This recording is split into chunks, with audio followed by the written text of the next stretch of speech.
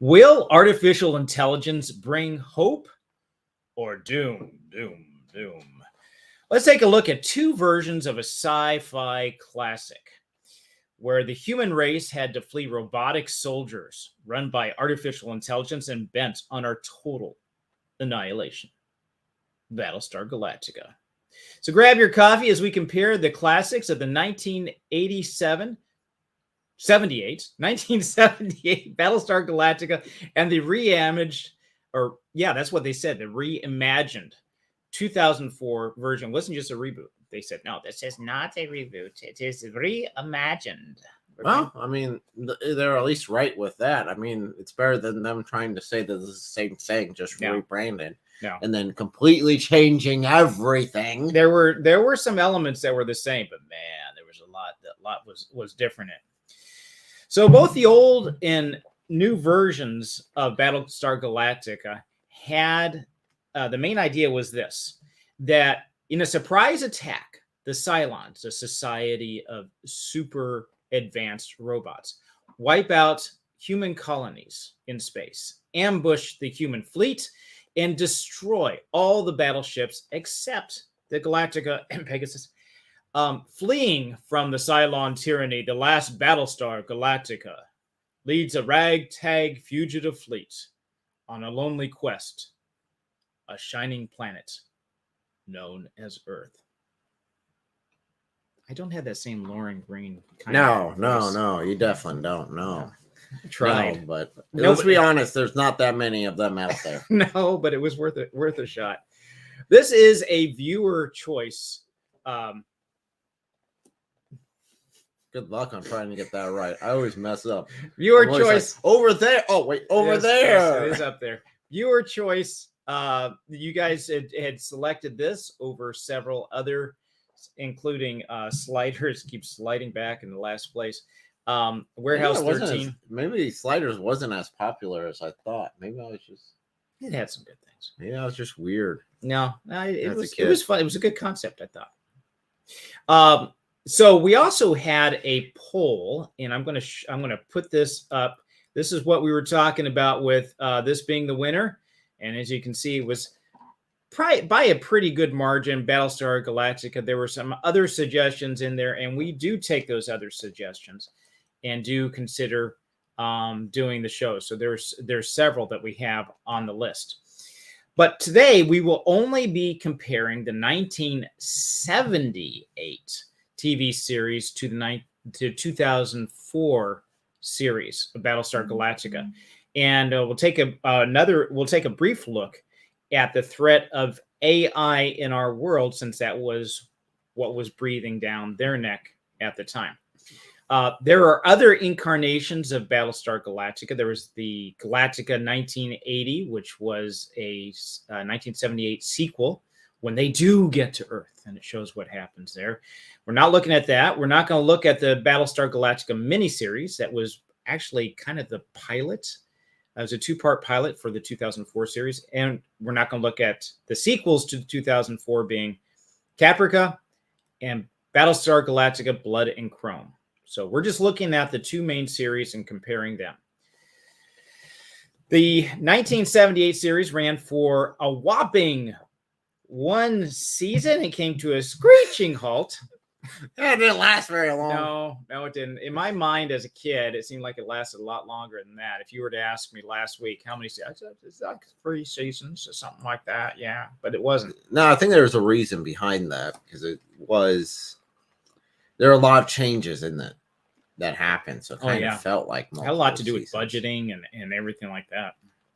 But so we're going to take a look at the 78 version and then compare it to 2004 series. Ran for 4 seasons, and it had 76 episodes, which is kind of interesting because only 76. I think like the original Star Trek had 76 in like one season. It's like our seasons are getting much shorter. It's global warming. Hey, if you look at the anime seasons they're normally shorter. Like 12 episodes, so it can happen. It can happen. 20 years from now, I guess. Yeah, season, I saw it. It was 1 episode. It was great. It's going to be boiled down to that. So we're going to do a spoiler-free section. and I want to know, since we're talking about two different series here, we're going to look at, say, is this something for everyone or not, based on the first and second? What's your take on it? Oh, I'd say the first one, again, that still would be for, I'd say, mid-range age kids. I mean, I wouldn't sit down young kids to watch this because it still does have violence, it still has explosions, it still has death involved in it. Dogs and cats sleeping together, mass hysteria. No, that's the next one. Oh, yeah, you're right. This one, the first one, it's wholesome. It's more family oriented. It's more made for enjoyable. It's made for TV. So I'd say all in all, as long as you took out the theology in it, which is kind of crappy, it's good for kids to watch. Yeah, we'll get to the because it gets weird. Theology side of it gets weird. Yeah, we'll get into that in a bit. But I would agree with you that next to no sex, nudity, language, blood, or gore. But the same cannot be said about the 2004. No, don't watch those. Don't watch those with kids. Or with your grandma. Or grandma. Well, yeah, most grandmas. My grandma, but not yours. My grandma's different. So, hi, Grandma. What would you say about 2004 then, as far as the audience? Audience, level? I'd say adult. Definitely. I would say adult. If not, don't watch this level. Just because cats and dogs, everyone's sleeping with everyone. Not just the cats and dogs. It's like not just that. It's a whole if the cats and dogs were sleeping together as well, I wouldn't be surprised.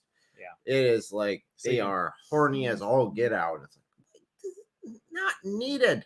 Right. They really took it up with the darkness, the grittiness, the violence. Yeah. Where the other one is a little cheesy. It's sometimes a little dorky. Definitely. Quite a bit, a little dorky. Definitely dork. Dorky, but you can have a lot of fun with it. It can be funny and enjoyable. So I would say the second one, it's like it was unnecessary this is a 2004 version for the sex, moaning, blood, gore. The show often includes a whole lot of sexual and sometimes the sensual sequences. Many of these scenes were placed between Baltar and 6. That was like the whole thing going on there. Needed. There's a graphic rape scene. There's multiple sex scenes in the first season, and so on. So, yeah, this is kind of one of those avert your eyes things. And I would not necessarily suggest. I would not recommend. Yeah, recommend it. All in all, yeah, it really wasn't worth it. And we'll get the pros and cons here in a bit to say why wasn't it worth it on a theatrical level. The common thread by both series is the flight away from certain annihilation and search for Earth that they hope will relieve them of their threat, which I always thought was kind of we'll get to that too. It's like, what? That's not really going to work very well. What is the shared or the hidden message and Christian message and themes that are shared by both of these? There's not a lot. There's not a lot, but I will pull out one and we'll hit that later. But you want to do one right now? I'll do one. The family structure in the first one's family structure. You have this guy who's basically the father of this entire the entire human race out in space that's trying to survive, and you can really see him play a fatherly role, at least a biblical fatherly role, as far as guidance, protection. That would be something you could pull out from the original. Other than that, you've always got the hope, you've got a little bit of redemption options. You've got the betrayer concept. Okay. I don't want to go too deep. Just want to pull out one thing there at the beginning.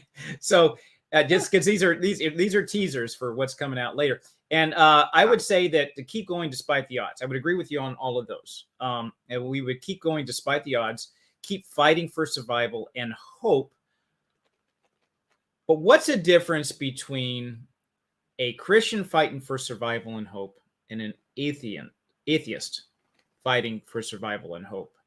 Don't answer that. We'll come back to that. And we're going to hit some spoilers. But before we do, I want to look at some early memories of the 1978 series. Now, I threw up an image on the screen. This is some of the characters, Starbuck and the others, that were in the original series. It was more of a wholesome thing. And I remember when I was a kid, we were poor. My mom, my brother, and I were living in government subsidized housing, and our little tiny 13-inch screen TV had died. It had kicked the bucket, and I really wanted to see the series. My brother and I did. So we hung out with a friend of ours in his apartment and watched it. Oh gosh, what night was it? But anyway, we would go every week. They would come out with a new episode, and we'd be over there and just Sunday night. Was it Sunday? I'm pretty sure it was Sunday night. Okay. You remember that, huh? I remember. You're looking really good for being like 93. So then Universal Studios, we lived in the Los Angeles area in Universal Studios. They had their tour, and this is sort of like a Disneyland wannabe type of thing. And you go on this tram and you go on your little tour and all through, and they show you like the House of Psycho and stuff like that's going on. Well, they put something in Battlestar Galactica. Was a big cash cow for them. They hoped it was their answer for Star Wars, and they wanted to be able to put this in there, and they had the reenactment and stuff. It was so cool. They had lasers, pew pew, a lot of fun there. They threw a lot of money at this thing. They did. A lot of money from way back when. Yep. Yeah, they saw what was happening with Star Wars. Star Wars came out of the blue. It's like it caught everybody off guard. Universal Studios, this is their answer to it. Then they had, I think Buck Rogers was somebody else's answer, and a couple of other star. Everything became sci-fi and out in the stars. So you had to have something there for that. They wanted to cash in on it. And as you can see, after one season, apparently it didn't work out very well. Now they did have quite a bit of people writing in about this. This was and that's what got Battlestar Galactica, yeah. or Galactica 1980 when they did get to Earth, but they lost their actors when they did it, and it just kind of fizzled very quickly. They didn't put the production value into it. It was just not very, very good. Limited production, limited funds, and then you had shoots being, kind of poorly planned, which led to high expenses on it. And then it kind of deep sixed it from the beginning. Right. It was dead on arrival. Yeah. So then you had the reboot, and that's what pulled it out. And I was really excited when I saw the reimagined 2004 version. I was really excited when I thought they coming. Yeah, cool, man. A lot of nostalgia coming with this, and thinking that you're going to do this. And I just liked it because they were aliens, robot aliens. Yeah. I didn't much care. So we're delving now into spoiler territory. If you've not seen either series and you want to, without any kind of hints at what really happens in any of it, you may want to tune out now and then check in later. So we're going to the first thing I want to look at is our future with AI. Will it bring hope or doom? Now, this is easily several episodes, several live streams wrapped up into one, and there's no way we're going to be able to cover all this information. But I do want to touch on it, just spend like 10 minutes on this at the most, and then get back into the comparison of the two. And the reason why we're looking at this is because this is what drove the whole series. They're being chased basically by AI, and this came out before the original Terminator, and this is kind of like that kind of thing. These things are just coming after you. You got to run. No, it really changes between the two different Battlestar Galacticas because their origin changing. Their origin changing really changed it, because we can definitely see in the later version actually would be much more similar to what we could expect from our own AI developing into concept. Where is the AI a threat? Yeah. So the question is AI for us now, artificial intelligence, is that something good or is that something bad? I'd say mix. I would good agree with and you. bad. I would agree with you. Because it is extremely good to have the ability to fact check individuals right there at your fingertips. But it may not be accurate. Just like Wikipedia. Yeah. Just think about it's more like an interactive Wikipedia. Yeah, you can find online, you can find anything that will agree with you, period. If you search long enough. That is true. No matter what you want. That is you true. will find entire websites that declare that the moon was split in the 6th century. Pew! Without any historical, geological, or scientific evidence at all. So there are some pros and cons to AI, and again, we can go into the whole. It probably wouldn't be bad to do an episode on, but there's a lot of good information out there. Basically, you have like the Chat GPT type or OpenAI, and other versions of it that are rolled into browsers that are like a souped up search engine. Yeah, right. That will answer questions for you. Hey Siri, but more than that, and basically what it's done is it's a language engine that has gone out through the internet, we could do, and spews out this. It doesn't really understand and know these things on a conscious level. It just says, this is related to all these things. This is what all these people have said. So I'm going to put this together, wrap it up in a packaging and give it to you. That's my understanding of basically, that's where our AI currently is, and that's the same with any sort of AI generated imagery or anything like that. Right. It's a combination of already created stuff, just combined based upon what you tell it. Right. Right.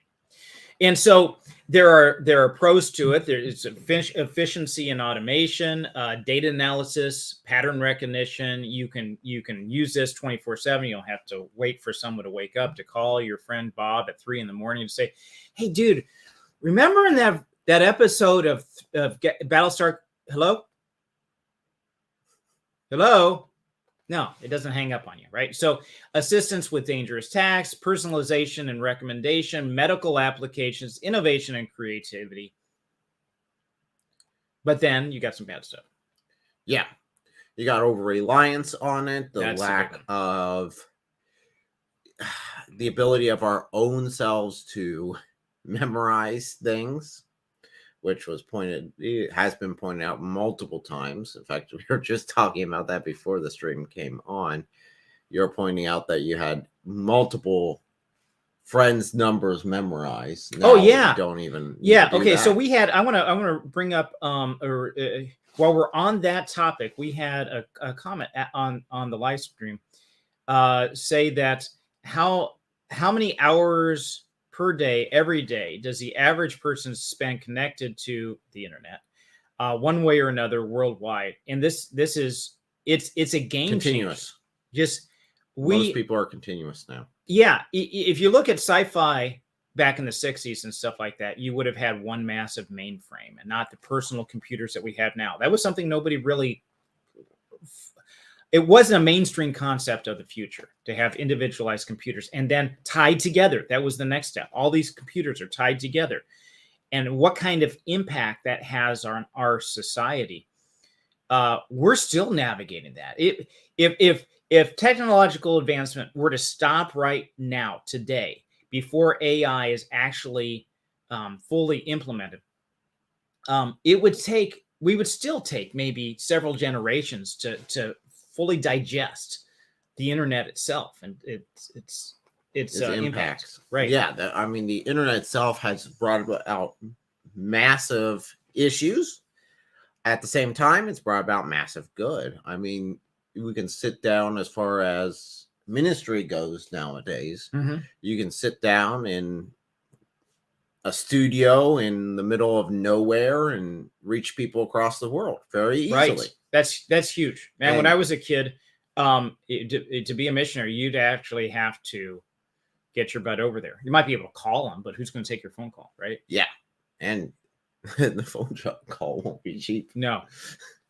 So you got it's given us the opportunity to reach people that would never have been reached before this easily. But it comes at a cost because it's a double-edged sword. Yeah. So here's another comment, a follow-up for that. Who needs knowledge or memory when we carry an iPhone everywhere we go all the time? And how has mankind's psychology managed change because of that? That's pretty much. I just want to point out one point here. He said, iPhone. iPhone. Yes, the evil iPhone. No other phone. Yeah, well, needed. Yeah, see, there you go. You got the Apple with right there. Apple. It's knowledge, but it's sin, right? So Apple, it was in the Bible. Okay. I'm not a Apple guy, as you can see. I'm more of a Samsung kind of guy. So yeah, you have this reliance that's on it, and that's just the internet. Now we're still trying to get used to this. We're still working out. Our legal system hasn't caught up with full internet usage yet. Oh, it has. Our society, everything. You know, we don't know. Do you allow your kids to sit here like this, or what's the best way to do? That was not an iPhone. Just let you know. Do we allow our kids to do this? No, right? So now throw onto that AI. Those were all the good things I mentioned. You got the bad things. You got a job displacement, bias, and fairness. Who is writing the AI programs? The safety features that are on here, and you probably should put some boundaries on it. But the boundaries of this, you look certain things up, and it's like, I can talk to you about this, but I can't talk to you about that. Yeah, go to Chat GPT and ask about anything about. Let's not get political. Okay, I'm not getting Mohammed. I'm not getting. You try type in anything about Mohammed that would be negative, and I'm not able to do it. So you just need to change Mohammed to like Bob, and they'll give you a whole article. Yeah. And it's like, man, you could have just done this for Mohammed. We still have privacy concerns even with the internet right now, the way things are. That hasn't been fleshed out. No. And we're willing, so willing to throw our birthright forward for sake of convenience to say, you know what, you can spy on me all you want, just give me today's weather or whatever, right? To that with security risks, and we already talked about dependability and reliability. We are cyborgs. We are the freaking Cylons with these things already. And not just this, but all computers, everything. Well, yeah, the whole thing with Google constantly listening. I just watched actually yesterday a video. I forget who created it, but at least share the concept with it. It was very interesting. So he had a sign that said dog toys on it. And he said, I don't own one of these. There would be no reason why I would ever look up this concept. Here, he was very critical, not saying what it was, but showing it. And then he went to like 5 different websites with ads on it, and it all didn't show no dog toys there. And then he spent maybe like 10 minutes just in a conversation talking about these dog toys, how you want to buy them, how you wanted to engage. And what's so funny about this is probably right after this stream, I'm going to go on there to Facebook, and there's going to be dog toys everywhere. Right. But that's basically what he did. He just talked about it and then went live and went back to those, just hit refresh. Yeah. And dog toys everywhere, just dog toys. I can't believe that. And no, I don't believe that at all. One bit. I don't believe that they are listening in. I, for one, look forward to being ruled by our cybernetic overlords. Yes, absolutely. Okay. I need a Faraday cage. I'm going to put that sucker in it. Okay. So I think we kind of covered a little bit about AI. We don't know. There's good and bad to this, just like the internet. There's good and bad, and I don't think our society has enough time to fully digest this. And we're getting this next meal. I think we're going to get blindsided. Oh yeah, by all this. Forget about privacy. Forget about being able to. I mean, Facebook knows when you go to the bathroom. So, not kidding, man. I've heard it. Now, this is okay. A little bit of hearsay. I've heard of women who have started getting advertisements about pregnancy and about children's, newborn and stuff like that before they even realized they were pregnant. patterns That'd be change. Their patterns were changing. It got picked up and then it got ran with. So these are some concerns. And I think that what we're really looking at is not so much these chrome monsters breathing down our necks with lasers and phasers and all sorts of technological weapons.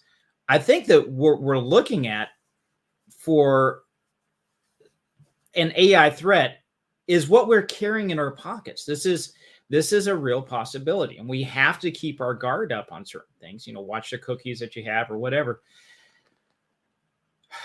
Don't sell your birthright. I mean, I could very easily see humanity falling into, I guess it would be the later version of the Cylons, where they were servants and now they are taking over. Mm-hmm. Where humanity has signed over itself to this out of luxury. Mm-hmm. Sort of the if you go to the Dune series, Valerian Jihad and Right. the whole concept Machine of Crusade. the alien, the cybernetic revolt, the robots revolting in that case was opened up because of someone signing over too much control to them in order for them to pursue the luxury pursuits they wanted to do, so they could just chill more. So they signed over basically full control over the robots. That is a very real threat to what we have right now. How much of what we do now have we signed over to automation or AI? How many times do you just click the I agree on whatever terms of service you have? How many of us actually read all of those terms of service? I'm guilty. I'm guilty too. You know who's not guilty? That's Elle. She will read everything. Oh, well. Holy cow. Okay. Maybe I'll have her look at all this stuff. She's like reading the fine print on everything. She's good with it. But me, no. I've fallen into that category where it's, I agree. So we're going to return to a galactic showdown between the old and the new. And so we've seen this shot of the old one, and I'm going to put this one up of the new one. Now, does this look familiar to anyone? Of course. Anyone with a brain can recognize what this is.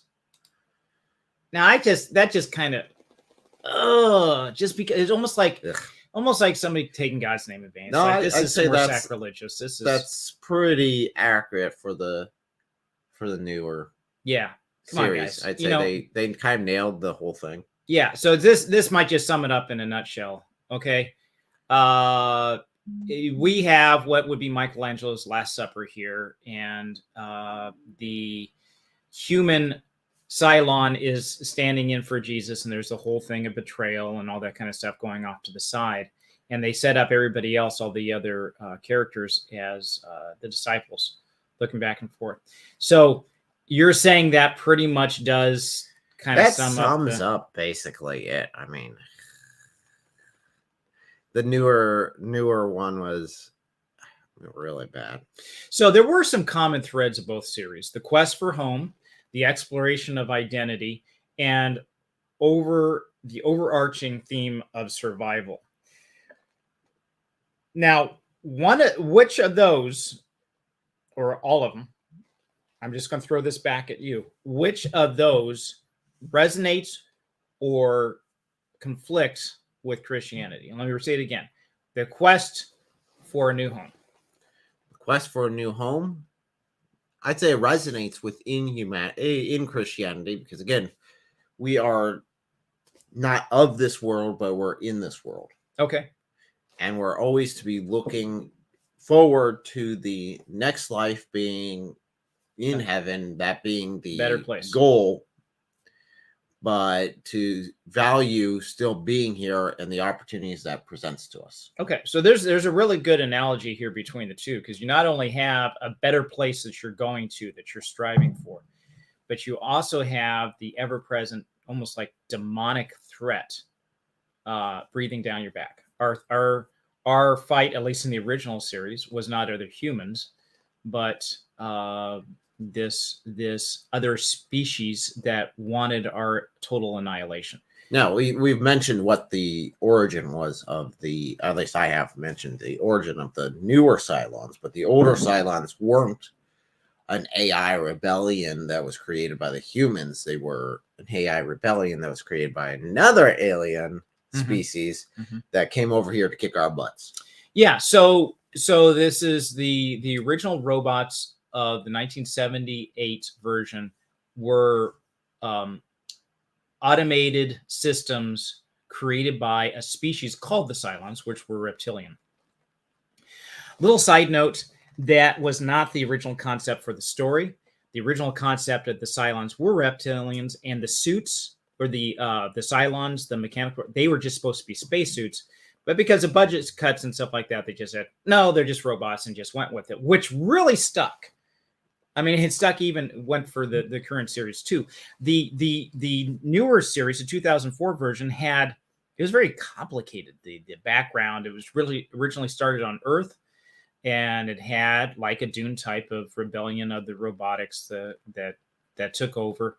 And instead of enslaving humanity, these Cylons wanted to wipe us out. So that they both had that. So yes, you do have this. I think it's a good analogy to say that we are our quest for home. There's another world, a better place where we're destined, and we're being pursued by forces that want our annihilation. I guess that would be the best comparison. Yeah, and then in the newer version, they had a lot of Cylon sleeper agents being human and never stuff. Like that concept. Well, okay, and it really changed the whole dynamic. It did, and so here's a question of identity, and a lot of them didn't even know. And this came off with newer versions of Terminator movie and stuff like this. This is a concept to say, what if you're a robot? An android cybernetic unit, you don't realize it. You know, you're given these human memories so much that you believe that you are human. What does this say? What would Christianity say about our identity in terms? How important is identity within Christianity? Oh, critical. Identity is huge, and even not even in Christianity, but in our culture, in our society, identity is huge. Who you are, what you are, you know, your true self concept. And who better to tell you but the one who created there you go. Read the owner's manual. Not society telling you what to do, or your fickle feelings deciding what you are. Yeah. But the one who made you, the one who has a purpose for you, the one who cares enough for you to die for you. So we have multiple. We play multiple roles. I wouldn't say multiple identities, but we play multiple roles. And I am a father, a worker. I am a writer. I am an engineer. There's different roles that I fill and play, and those I identify. That is part of my identity. I introduce myself as these, given whatever the circumstances are. And so what often happens with those words and those names is people put you into a certain concept, so you are judged by society by those roles that you have there. There's certain, and judged in not necessarily in a negative way. You just have certain expectations. Like if you tell somebody, I'm a plumber, and they say, you know what, I got this problem. Yeah, looking at you as an authority in that, because that's who you are. Right. And never tell anybody, including your relatives who work for IT, because good luck. Have fun. Yeah, right. It's like I have this problem. Telling somebody I'm not that type of IT. I've got a truck. Oh, really? I need to move. So your identity is based on, ability and things like that. But so identity is placed but the main one who would look at your identity is your identity in God, because he is the one who's created you. He's the one you answer to. He's the one who loves you and wants to draw you into his kingdom. So he's the one that really makes the biggest difference. And who we are in him is huge. It talks a lot about in the New Testament. So, one thing that was different between the old and new series is this idea of optimism. This looking into the future, where utopian societies face the devastating threat of the Cylon. What about the gritty realism of the reimagined series and the made-for-TV soft morality of the original series? What are your thoughts about those two aspects of it? Now, I like dark and gritty. I really do. I think there's a value to not shying away from harder topics, of being willing to dive in and take it by the horn and just go in for it. At the same time, there's a lot of value in just having something goofy and fun and just having that as cheesy out the wazoo, but in being able to enjoy that. There's something innocent about that, where the dark and gritty is not innocent. It's Right. not really family friendly as much as the other one is. So what you're saying is there's a role to be played, or a place where you would have something that's just fun, light, and another place where, say, listen, I need to deal, or I want to look at some of these darker topics and work through those. Yeah, and there's value for that. And there's no value in just putting your head in the sand and saying, I'm never ever going to even look at this, even on a personal level. I'm just never going to. Well, I will draw the line on some stuff I'm just not going to watch, right? Well, no.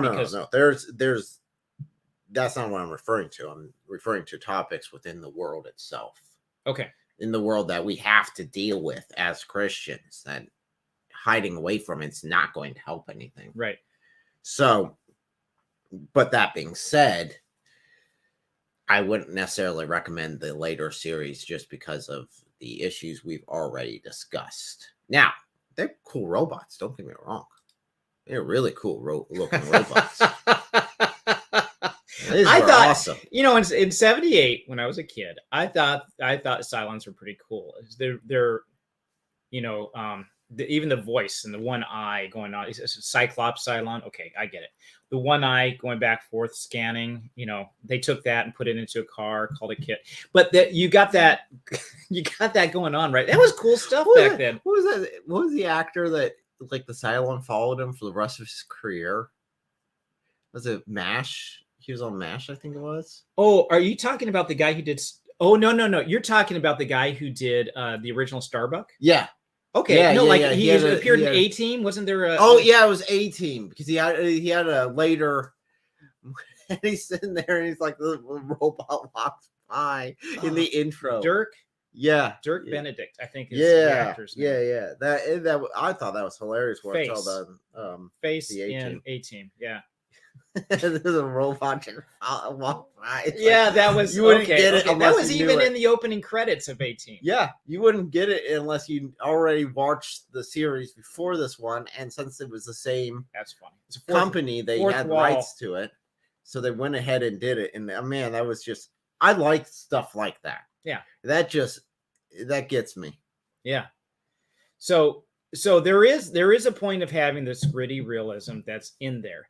But it's the way in which it's handled that I had exceptions with what it was. It's like you can take it, and it's like a blood and gore. Okay, when that becomes you're using it just for shock value, when you're using it just to get the draw, clickbait, so to speak. Okay, it's no. If you're going to show something where like a gladiator scene, you want to show that really is this is real, or Saving Private Ryan. I think that was sadly appropriate. It's a very tough scene to watch the storming of Normandy, where you got the guys looking around, his leg is gone or whatever. Yeah, but those are needed. Those are historical events that are needed. Why would you say, I got the answer anyway, but I'm going to throw it at you. Why would you say something like that is needed? Because you shouldn't shy away from it. And if you make it definitely when it comes to the concept of war. Yeah. if you make it too soft and fluffy, Sugarcoat. oh, look, it's not actually that bad.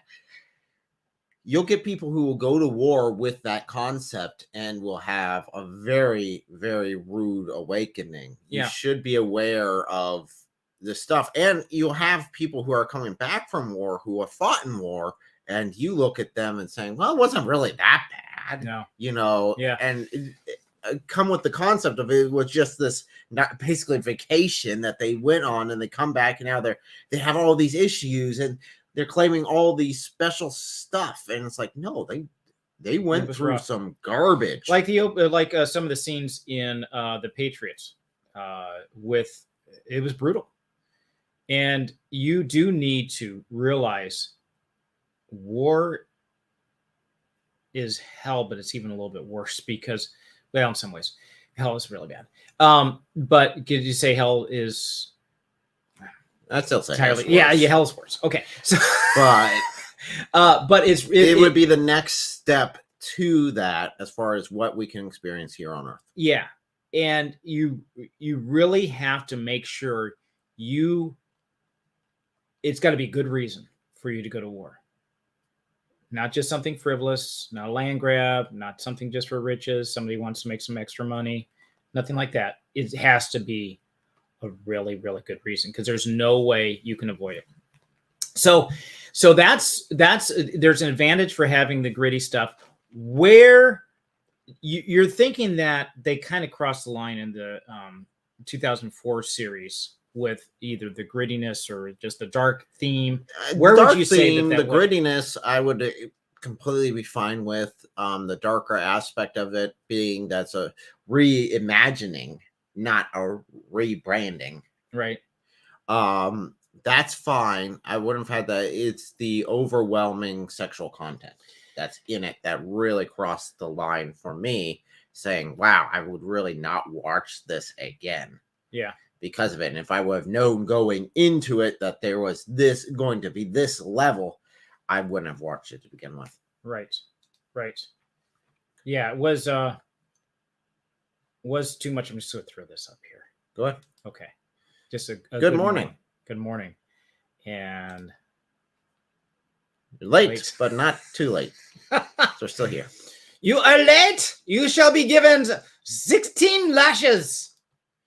And then we'll go on. So there is the point of having the dark part, but it seemed like it was just gratuitous. There was no point. And that brings me to another part where I think there was a real weakness for actually kind of both of them.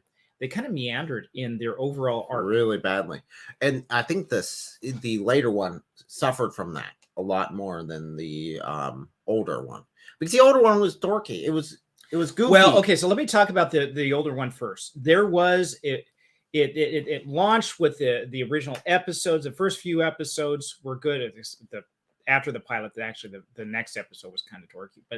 But then there was a few, and then it just kind of fell apart. And there was a lot of stuff that was going on behind the scenes in terms of production and what the goals were and stuff like this. But they got more into, and this is where I want to touch a little bit into the Mormon theology.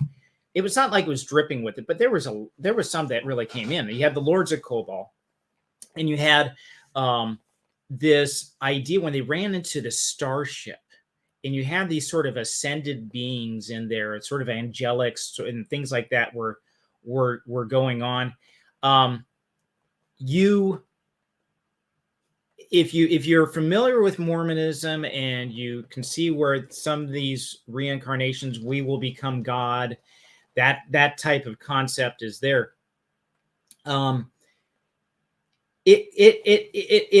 There were elements. It's like it gave you the promise that, hey, something's going to happen with this, and it never fully develops, because there would be some cool stuff. There was like some trans-dimensional beings in here, and they're going to help you get to Earth, and they can defeat the Cylons. But then you got to Deus Ex Machina type of thing, God coming from the side and saying, oh no, the ship's going to blow up. Last 3 seconds of the movie, no, God came in and boom, everything's fine.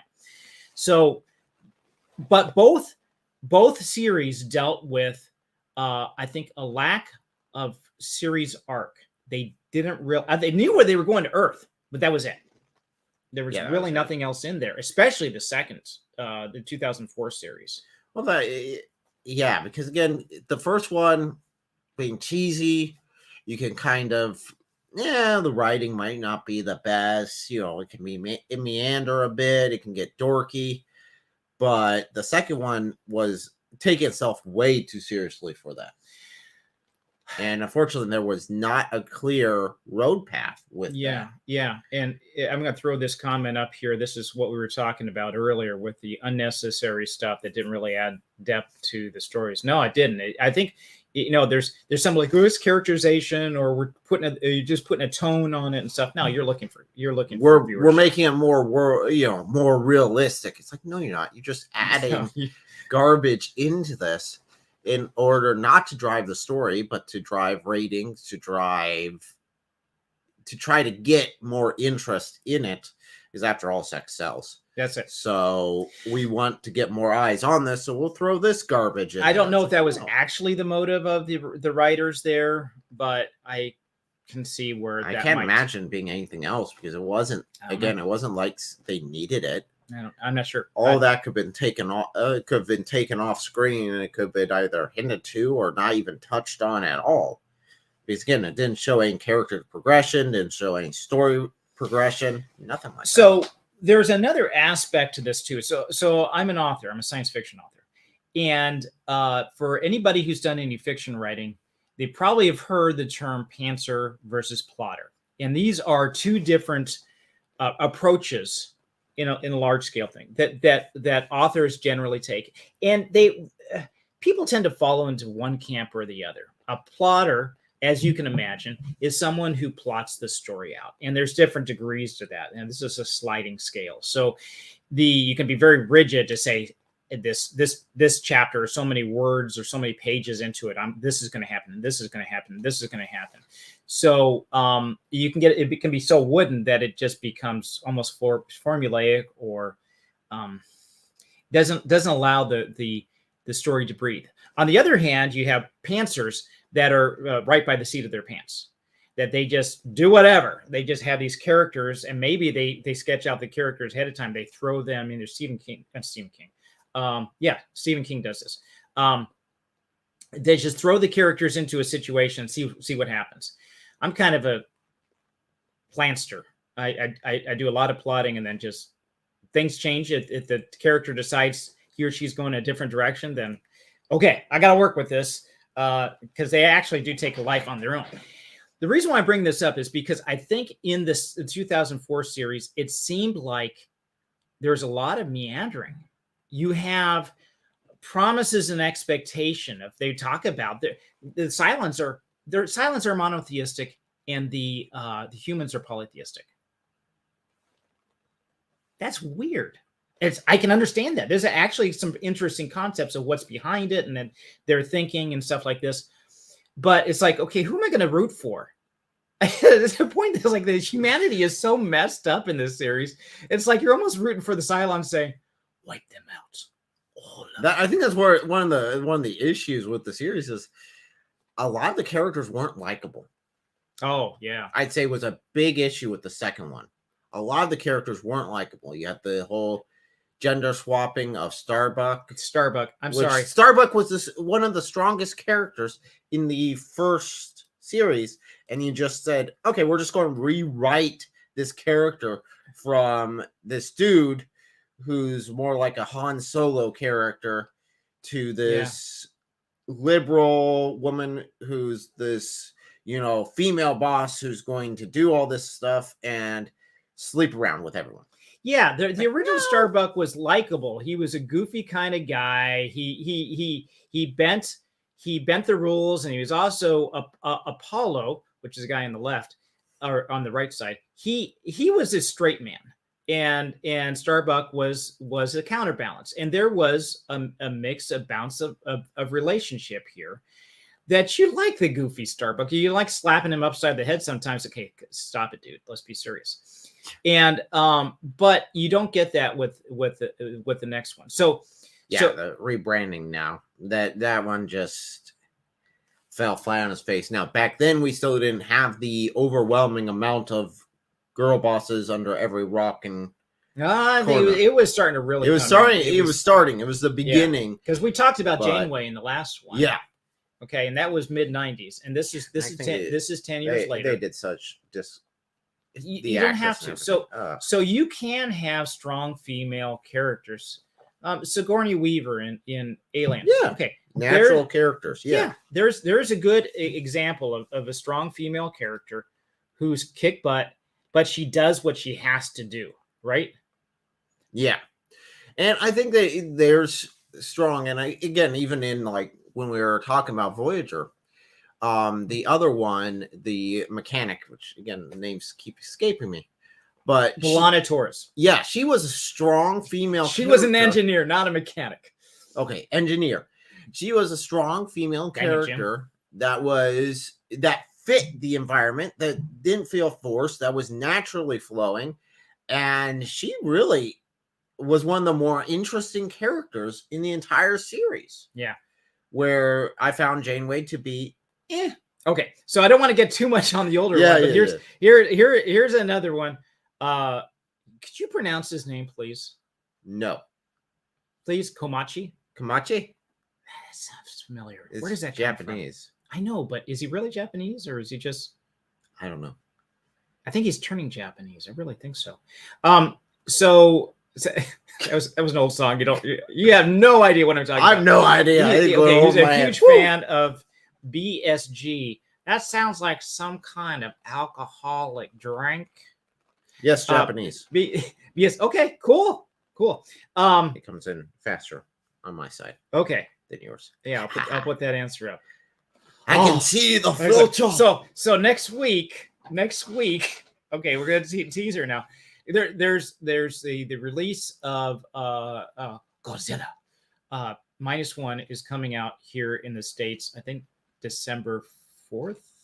I love the translation of some of these Japanese titles. It is so funny. Okay, so anyway, we're in preparation for that. We're gonna do a week-long review on Godzilla next week, and going all the way back to 1954 and talk about the different eras and stuff like that. Start with and we're gonna have fun. We're gonna have fun with it. It's going to be fun. And then we're gonna do a review on Godzilla -1 when it comes out afterwards. So in America, because it's already been in Japan. Yeah, and it's no spoilers. Don't tell me spoilers. Don't tell us yet.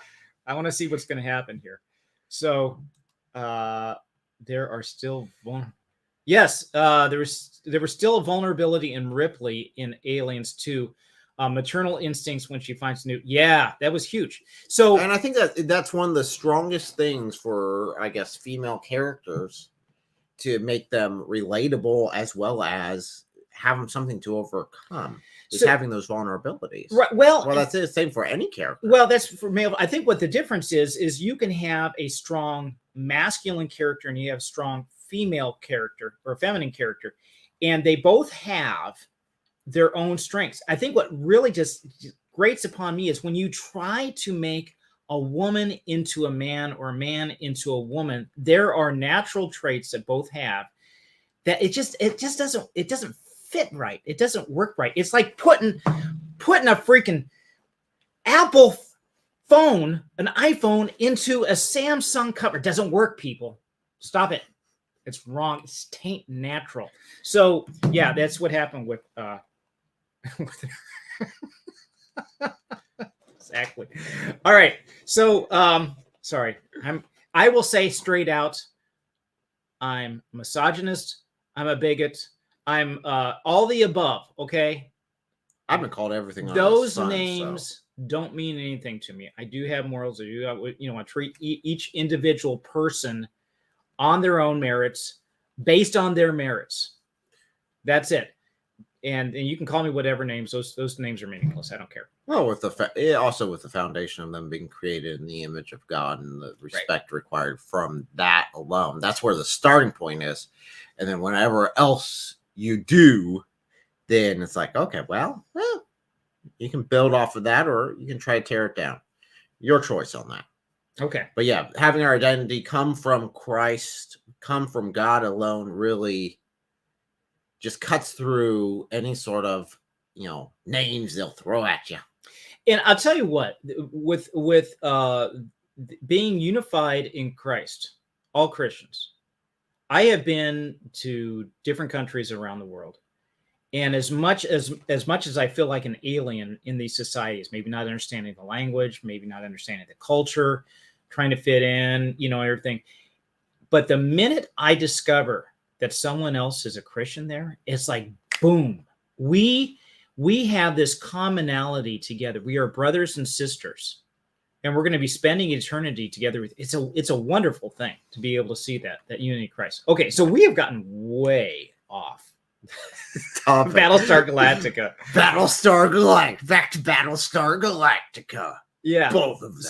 So I want to know from Kamachi, I'm an older guy. When a Battlestar Galactica, the original, came out, I saw the episodes each week. I was fresh for me. This is after going in and seeing Star Wars in the theater, and I saw it 7 times in the theater when I was a kid. And I snuck 7 times.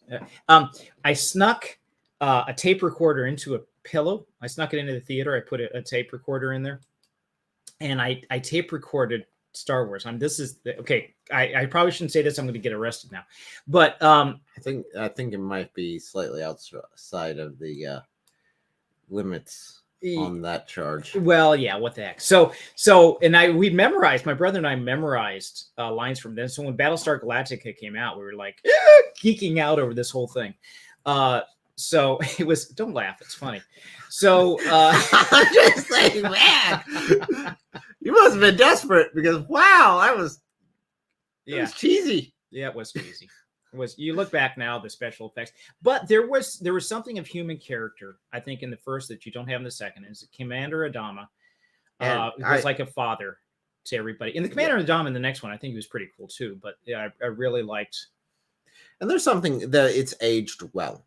It really has compared to other things. Now, yeah, you got the dorky sort of thing, but it's funny enough that this sort of retro stuff really comes in. And I think that this one in particular, what it was showing, how even the special effects are retro enough now that it's kind of cool now. Again, so there's that aspect of it. And it's also fun to see how they did it and to understand what sort of struggles they had to overcome. Right. Yeah, it's always interesting. There's some timeless things in there where overcoming the struggles and stuff. And one thing I was going to mention earlier. So I asked this question right off in the beginning. I said, in terms of struggle, you have they keep going against, both these stories are talking about keep going against the odds, keep fighting to get to your goal, to find Earth and everything. And hope being an important thing. What is the difference between a Christian fighting for survival and hope and an atheist fighting for survival and hope? And we'll end on this last concept here. What do you think is the difference between these two? That's huge. Because in the end, this is the only world an atheist is thinking about. This is their thing. This is it, right? Where Christianity, it's always working for the future, working for something bigger than yourself. I mean, always having that mindset that this isn't the end of it.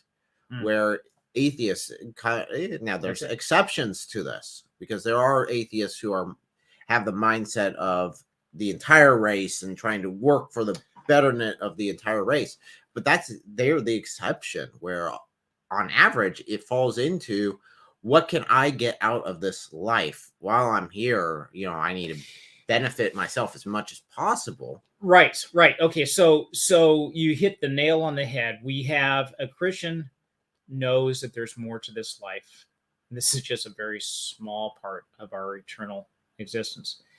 Where an atheist, this at most 80, 120 years at the very most. This is it, buddy. Ride this train. That is it. You are dust, and then you're a memory. The best you can do is, like you said, having an impact on the human race. But what's the end of that? The human race is not going to last forever.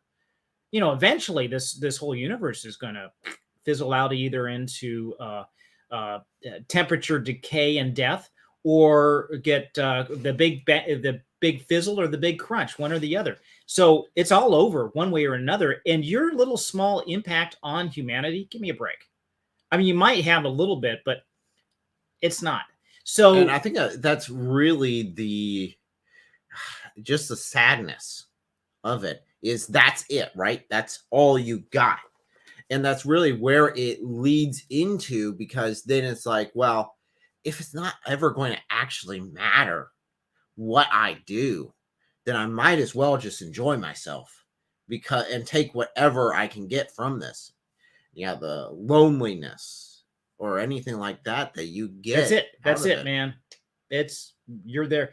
And maybe you say, okay, you Christians are just hanging on to something because you're not growing up. You have to pretend like there's this guy daddy, or someone's holding your hand or stuff like that. Okay. Oh, not even that, because that's a bunch of garbage, because we're not just holding on to him as some sort of crutch or, oh, we need to have this. No, it's that this is the eternal mindset benefits the entire species altogether, one thing. And on top of that, he dictates a lot of our actions, a lot of our desires, a lot of our mindset is based off of what is the eternal mindset. Oh yeah, that's big. Talked to my pastor about this a few days ago. He said the fear that an atheist goes through at the end is brutal. Oh, the fear that an atheist goes through during their lifetime.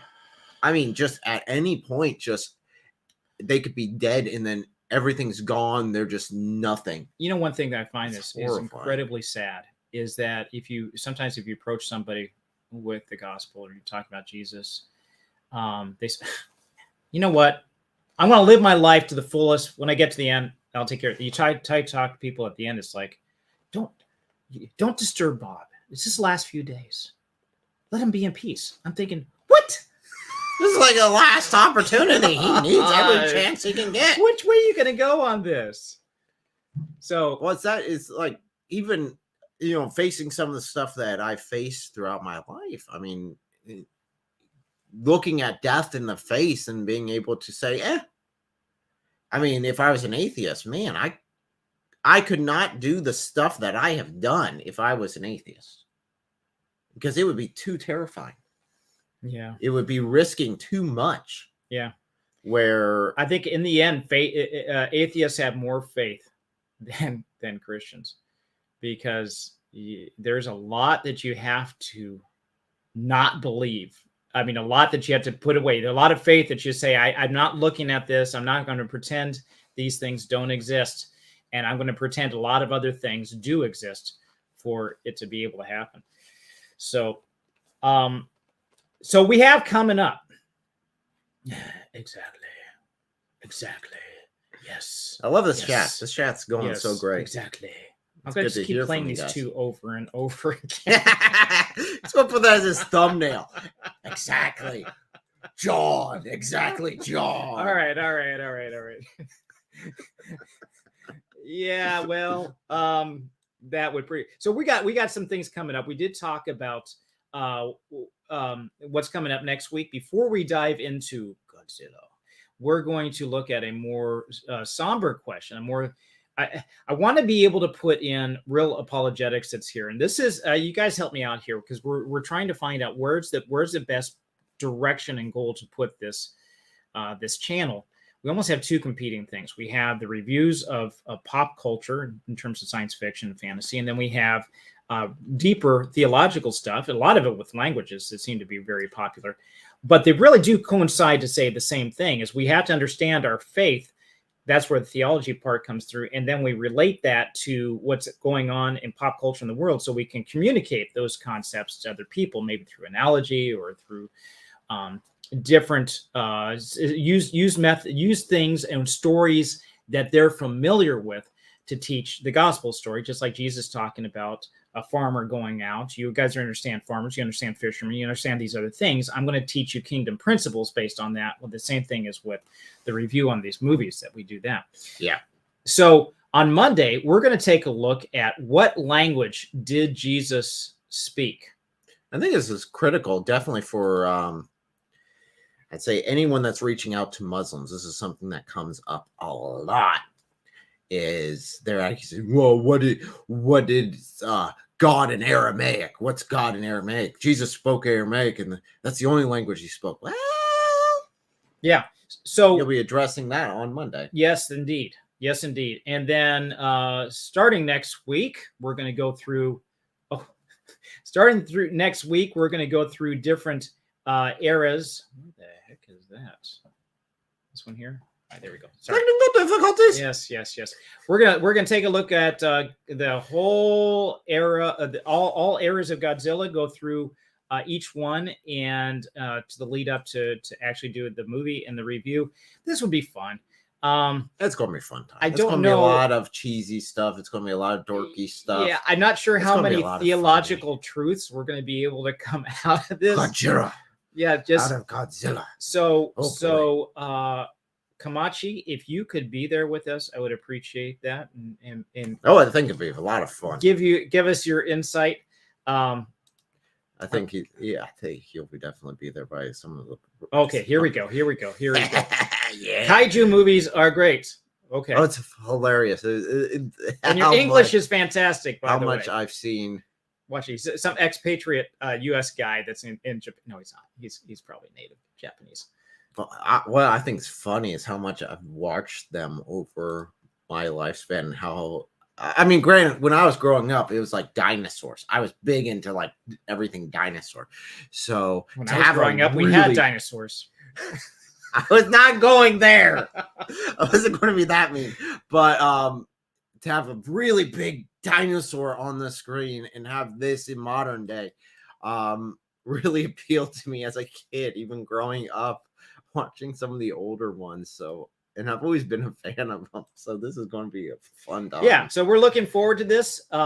We appreciate all the feedback we got today. It was fun, and want to know what your thoughts are on what language Jesus spoke. Time schedule. Do you want to pull up? Yeah, we do have a poll that's out there. We've not got a whole lot of feedback on it. I'm looking for more feedback on when's the best time to do the live stream. It is looking now. This is all Eastern Standard Time. I got somebody from different around the world saying, "Hey, could you do this? Could you do this?" We work so for a living, so we're restricted on the amount of time that we can put into it or when we can do these. For this is early morning for us. Too much later than this, we're going to be running into work times, and I don't think our bosses would really care too much for us to do that. So we got to be careful.